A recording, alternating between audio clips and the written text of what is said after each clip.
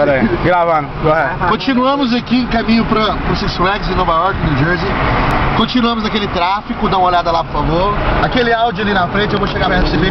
Estão me entendendo as coisas dele, é bonito demais. Olha pra você ver que carro. Tá ligado? Fora da frente. Fora o outro áudio que tá frente é um 6, mas tudo bem.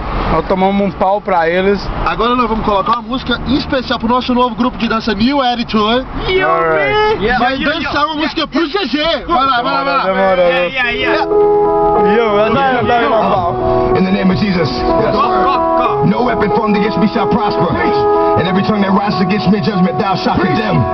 For this is the inheritance of the servants of the Lord, and their righteousness is of me, said the Lord. Amen. Lord, give me a sign.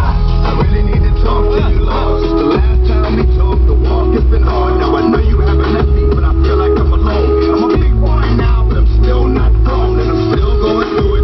Pain and the hurt, soaking up trouble like rain in the dirt. And I know only I can stop the rain, but just a mention of my Savior's name. In the name of Jesus, you for what I go through and trying to make me do what I used to. All that stuff's right here. As long as Agora nós vamos ter uma música agora pro nosso amigo Douglas cantar.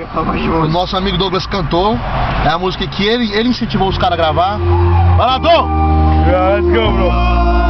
Em homenagem ao Manuel, essa aí, hein?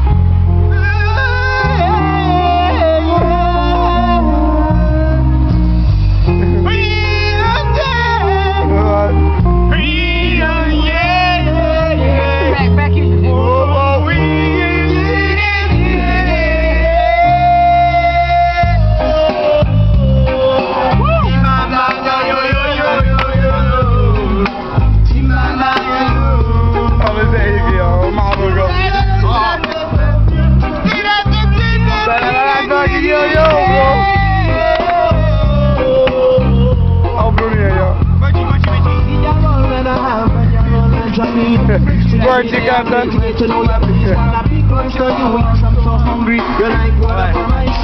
Toma